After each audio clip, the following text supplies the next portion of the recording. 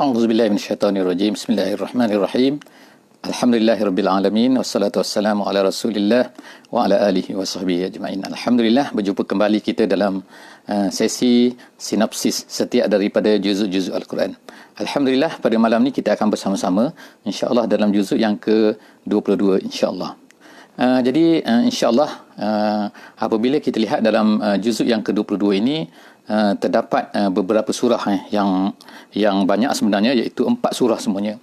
Kita akan dapati yang pertamanya kita akan telah memasuki sebenarnya sedikit daripada surah Al-Ahzab dalam juzuk yang sebelum ni, iaitu juzuk yang ke-21. Kemudian kita akan bersama-sama dalam juzuk yang surah As-Saba, dan seterusnya adalah surah Al-Fatir, dan seterusnya adalah surah Yasin. Jadi kita ada 4 surah sebenarnya di dalam juzuk yang ke-22 pada malam ini. Jadi kita akan cuba lihat insya-Allah sedikit daripada apakah kandungan-kandungan ataupun tema-tema yang terdapat di dalam surah-surah ini, yang terdapat di dalam juzuk yang ke-22 pada malam ini. Jadi sebagaimana kita sebutkan sebelum daripada ni, insya-Allah apa yang kita lakukan ini adalah hanyalah merupakan satu sinopsis ringkas. Kita tak dapat mencapai keseluruhan kandungan daripada juzuk ini, kerana juzuk ini sebenarnya adalah sangat panjang, iaitu 20 muka surat. Jadi kita hanya akan melihat beberapa poin penting daripada setiap daripada surah-surah Al-Quran yang ada di dalam setiap juzuk yang kita lalui. Dan apa yang kita katakan ini adalah hanyalah merupakan, kita katakan, satu ijtihad yang dilakukan oleh ulama-ulama tafsir, dan sebenarnya ia tidak tertutup. Maknanya ialah dia mungkin boleh dikembang-kembangkan lagi oleh mana-mana lagi ahli tafsir yang mempunyai kemampuan. Kita hanyalah insya-Allah kita ambil daripada beberapa buku, merujuk kepada beberapa buku yang telah ditulis oleh ulama-ulama tafsir berkenaan dengan juzuk-juzuk yang ada dan surah-surah yang ada pada setiap juzuk insya-Allah. Pada malam ini, pada mulanya insya-Allah kita akan bersama-sama melihat kepada juzuk yang pertama, iaitu surah yang pertama, iaitu surah Ahzab. Jadi surah Ahzab kita telah melalui, sebenarnya kita telah masuk ke surah Ahzab ini dalam juzuk yang ke-21, tetapi oleh kerana sebahagian kecil sahaja surah Ahzab ini termasuk dalam juzuk yang ke-21, jadi kita akan bincangkan pada malam ini secara khususnya. Surah Ahzab ini bertemakan sebagaimana namanya adalah Ahzab, iaitu peperangan Ahzab, iaitu perhimpunan kumpulan-kumpulan seluruh daripada bangsa Arab, kebanyakan daripada bangsa Arab yang telah berkerumun untuk mengepung Madinah Al-Munawwarah, iaitu mengepung Nabi sallallahu alaihi wasallam, mengepung orang Islam yang berada di Madinah. Tetapi Allah Subhanahu wa taala, sebagaimana kita maklum bahawa terjadilah apa yang terjadi selepas daripada perkembangan itu, maka Allah Subhanahu wa taala telah kirimkan angin yang kuat, angin yang kencang, menyebabkan mereka semua telah bertempiaran lari, dan akhirnya tamatlah pengepungan itu. Tetapi apa yang penting di dalam surah ini, surah Al-Ahzab ini, ialah apakah yang berlaku sebenarnya. Inilah pertama kali dalam sejarah orang Arab bahawa mereka ini dikepung daripada sekumpulan besar. Majoriti daripada orang Arab telah berkumpul untuk mengepung satu kumpulan manusia yang dikatakan telah membawa satu agama baru, ajaran baru. Tetapi Allah Subhanahu wa taala telah memberikan pertolongannya. Apa yang kita boleh dapati sebenarnya dalam juzuk yang ke-24 ni, dalam juzuk yang ke-22 ini, minta maaf kita dapati ada 4 surah, dan kesemua surah-surah ini memberikan satu pengertian, iaitu memberikan satu makna, mempunyai tema yang sama, hampir sama pada 4 surah ini. Iaitu apa dia tema yang sama ini? Iaitu temanya disebutkan oleh ulama tafsir sebagai Al-Istislam. Al-Istislam ni artinya ialah penyerahan diri sepenuhnya kepada Allah Subhanahu wa taala. Iaitu apa? Iaitu mereka semua menyerah diri. Kita diminta oleh Allah Subhanahu wa taala untuk menyerah diri kepada Allah Subhanahu wa taala tanpa apa-apa reserve lagi. Tanpa apa-apa sebab, apa-apa reason ke, kita faham ke reason ataupun kita tak faham ke reason, kita faham sebab tak faham sebab ke, kita serahkan kewajipan kita sebagai umat Islam untuk menyerahkan diri kepada Allah Subhanahu wa taala. Jadi dalam surah Ahzab ini Allah Subhanahu wa taala menekankan bahawa pentingnya untuk kita menyerahkan diri kita kepada Allah Subhanahu wa taala, menyerahkan segala keputusan kepada Allah Subhanahu wa taala dalam ketika mana? Iaitu dalam saat-saat kritikal. Ketika kritikal. Apa kritikal yang paling dahsyat yang berlaku kepada Muslim semasa bersama dengan Nabi sallallahu alaihi wasallam ialah ketika mereka dikepung oleh semua orang Arab yang datang dari bawah, dari atas, dari utara, dari selatan, dari timur. Mereka dikepung. Tetapi Allah Subhanahu wa taala, kerana keyakinan mereka, kerana penyerahan diri mereka, pergantungan mereka yang kuat kepada Allah Subhanahu wa taala, menyebabkan musuh-musuh bertempiran lari, mereka ditolong oleh Allah Subhanahu wa taala. Jadi kesimpulannya daripada perang Ahzab ini ialah apa? Kita dapati iaitu Allah Subhanahu wa taala menyebutkannya, iaitu kepentingan untuk kita menyerahkan segala-galanya kepada Allah Subhanahu wa taala. Segala hukuman, segala ketetapan kita serahkan kepada Allah, kita ikut perintah Allah Subhanahu wa taala walau apa saja keputusan, sama ada kita faham atau kita tak faham. Allah Subhanahu wa taala berfirman sebagaimana ayat 36, kita lihat di dalam surah Al-Ahzab ini, wa ma kana lil mu'minin wala mu'minatin idza qadallahu wa rasuluhu amran an yakuna lahumul khiyaratu min amrihim. Tidak patut bagi seorang mukmin itu, sama ada lelaki, sama ada mereka ini perempuan, apabila Allah Subhanahu wa taala telah menetapkan satu hukuman, satu ketetapan, apabila Allah dan Rasulnya telah menetapkan satu keputusan, satu ketetapan, maka mereka ini mempunyai option lagi. Maknanya tak patut mereka ni ada option lagi. Sepatutnya mereka tunduk kepada Allah Subhanahu wa taala. Jadi dalam surah ini kita lihatlah ada beberapa hukum, seperti contohnya ialah hukum hijab, seperti contohnya lagi ialah hukum Allah Subhanahu wa taala memerintahkan kepada Zaid untuk menceraikan isterinya, dan seterusnya Nabi sallallahu alaihi wasallam telah berkahwin dengan isteri Zaid. Ini semua adalah merupakan keputusan-keputusan yang telah ditetapkan oleh Allah Subhanahu wa taala dan sepatutnya diterima oleh orang mukmin dengan hati yang lapang, hati yang senang, hati yang tidak boleh berbelah bagi lagi. Serahkan diri kepada Allah Subhanahu wa taala, al-istislam lillahi rabbil alamin. Di mana hujung surah Ahzab ni kita lihat Allah Subhanahu wa taala menyebutkan bahawa amanah ini, iaitu amanah apa? Amanah Islam ini pernah ditawarkan kepada langit, bumi dan sebagainya, tapi mereka semua menolak. Inna aradna al-amanata 'ala as-samawati wal ardi wal jibal fa abaina an yahmilnaha wa ashfaqna minha wa hamalha al-insan. Allah Taala pernah tawarkan kepada langit, kepada bumi, kepada bukit bukau untuk ambil amanah ni, tetapi mereka semua tak nak ambil. Allah akhirnya manusia telah mengambilnya. Jadi kita telah mengambilnya, dan marilah kita semua menyerahkan kepada Allah Subhanahu wa taala. Kita tunduk kepada Allah Subhanahu wa taala dan segala hukuman, ketetapan dalam apa saja keadaan, sama ada senang, sama ada susah, sama ada kritikal, sama ada tak kritikal, sama ada azab, sama ada diserang oleh semua manusia atas dunia, kita tetap menyerah diri, bergantung kepada Allah Subhanahu wa taala. Itulah dia tema daripada surah Ahzab. Kita lihat kepada surah yang seterusnya, iaitu surah Saba. Surah Saba ini surah yang kedua di dalam juzuk ini, juzuk yang ke-22 ni ialah surah Saba. Surah Saba ini ialah, bila kita dengar perkataan Saba ni, kita dah dapat gambarkan, iaitu apa? Saba ini adalah satu kuasa besar, satu kerajaan yang besar yang berada di negeri Yaman pada satu ketika dulu. Tapi kekuasaan mereka ini akhirnya hancur. Kerana apa? Kerana mereka tidak mengikut perintah Allah Subhanahu wa taala, kerana mereka sombong, kerana mereka bangga, mereka tidak mahu tunduk kepada Allah.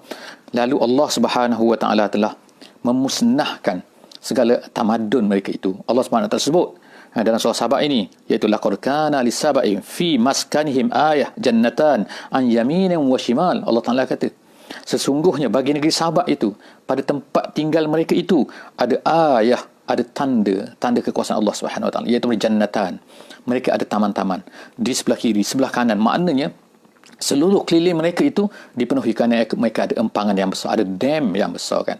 Daripada dam itu mereka, tapi mereka ini ingkar kepada Allah Subhanahu wa taala. Lalu Allah Taala telah runtuhkan dam itu, hancurkan dam itu, lalu mereka semua tenggelam, lalu jadilah mereka akhirnya berselerak seluruh tanah Arab lari daripada tempat tersebut. Jadi apakah tema yang ada dalam surah Saba ni sebenarnya? Allah SWT telah menceritakan tentang Nabi Daud AS. Allah Ta'ala menceritakan tentang Nabi Sulaiman AS di dalam surah Saba ini. Nak menceritakan apa? Nabi Sulaiman, Nabi Daud, mereka ni tunduk kepada Allah SWT. Lalu Allah SWT jaga tamadun mereka, Allah Ta'ala jaga kehebatan mereka, kerajaan mereka kan. Tetapi apabila sesuatu kerajaan, apabila sesuatu kuasa, apabila sesuatu tamadun itu tidak menyerah diri kepada Allah Subhanahu wa taala, maka mereka tak akan dapat lagi bertahan. Jadi itulah sebenarnya tema daripada surah Saba. Kita katakan juga ialah bahawa pentingnya al-istislam, Pentingnya kita ni menyerah diri kepada Allah Subhanahu Wa Taala walaupun dalam keadaan kita ni mewah, dalam keadaan kita ni hebat, dalam keadaan apa sekalipun. Kenapa? Tanpa menyerah diri kepada Allah Subhanahu Wa Taala, kita boleh dihancurkan oleh Allah Subhanahu Wa Taala bila-bila masa, sebagaimana yang berlaku kepada kaum Sabat di Yaman. Seterusnya ialah kita masuk pula, seterusnya ialah kepada surah Fatir. Surah Fatir, surah yang baru selepas daripada surah Sabat. Allah Taala dalam juzuk yang ke-22 ni kita tengok surah Fatir, iaitu apa? Dalam surah Fatir ni Allah Subhanahu Wa Taala menyebutkan tentang apa? Iaitu kepentingan untuk kita berpegang kepada Allah, menyerah diri kepada Allah Subhanahu Wa Taala untuk mencapai izzah. Perkataan izzah ini disebutkan oleh Allah Subhanahu Wa Taala di dalam surah ini, dalam surah Fatir. Allah Taala berkata apa? Man kana yuridul izzata falillahil izzatu jami'a. Siapa yang nakkan izzah, siapa yang nakkan kebanggaan, nakkan kehebatan, nakkan apa-apa di atas dunia ni, maka tak ada lain. Izzah semuanya milik Allah Subhanahu Wa Taala. Izzah hanyalah datang daripada Allah Subhanahu Wa Taala. Jika sekiranya kita mencari izzah selain daripada Allah Subhanahu Wa Taala, nescaya Allah Taala akan hinakan kita. Oleh kerana itulah maka janganlah kita terpengaruh dengan apa yang ada pada orang kafir, style orang kafir, cara hidup orang kafir yang mana mencarikan izzah ni dengan bentuk-bentuk yang lain selain daripada tunduk kepada Allah SWT. Jadi ramai orang Islam yang telah terpengaruh dengan cara orang kafir ni, dengan ideologi ni, iaitu merasakan bahawa kita akan mendapat izzah dari selain daripada Allah Subhanahu Wa Taala. Dengan izzah tidak tunduk kepada Allah Subhanahu Wa Taala, kita tak mungkin akan mendapat izzah. Allah Subhanahu Wa Taala kata sesungguhnya fa man kana yuridul izzah, siapa yang nak izzah, maka falillahil izzatu jami'a. Milik Allah lah izzah seluruhnya. Dalam ayat yang lain Allah SWT sebut, ya ayuhan nas, wahai manusia, antumul fuqara'u ila Allah. Kamu semua ni miskin kepada Allah Subhanahu Wa Taala. Dalam surah Fatir Allah Taala sebutkan, wallahu wal ghaniyyul hamid. Allah ini ghani, Allah ini hamid, Allah itu maha kaya, Allah itu maha terpuji. Jadi sesiapa yang nak mencari selain daripada Allah, kerana kita ni miskin, kita kena fakir kepada Allah Subhanahu Wa Taala. Antumul fuqara ila Allah. Kamu semua ni fakir kepada Allah. Kita berhajat kepada Allah. Jadi kalau kita mencari izzah selain daripada Allah Subhanahu Wa Taala, nescaya kita akan dihinakan oleh Allah Subhanahu Wa Taala. Jadi surah Fatir ialah temanya adalah pentingnya kita ni hanya mencari izzah daripada Allah Subhanahu Wa Taala, kerana yang lain daripada Allah Subhanahu Wa Taala tidak akan dapat memberi izzah kepada kita semua. Seterusnya ialah kita pergi kepada surah yang terakhir dalam juzuk yang ke-22 ni, iaitu apa? Surah Yasin. Surah Yasin, surah yang semua kita kebanyakan kita hafal. Kita selalu baca surah Yasin ni yang dipanggil sebagai qalbul Quran, iaitu jantung kepada Al-Quran. Jadi apakah sebenarnya tema daripada surah Yasin ini? Surah Yasin ini sebagaimana menurut setengah riwayat adalah diturunkan kepada Nabi kita sallallahu alaihi wasallam sebelum daripada Nabi kita ni berhijrah ke Madinah. Maknanya selepas daripada 13 tahun Nabi berada di Mekah, bertungkus lumus untuk menyampaikan dakwah kepada orang Mekah kan. Akhirnya kan apa yang terjadi ialah kebanyakan daripada orang Mekah tidak mahu beriman. Jadi Nabi sallallahu alaihi wasallam terpaksa berhijrah ke Madinah. Sebelum daripada hijrah ni, maka turunlah ayat ini. Turunlah surah Yasin ni. Apa yang dikatakan surah Yasin ni?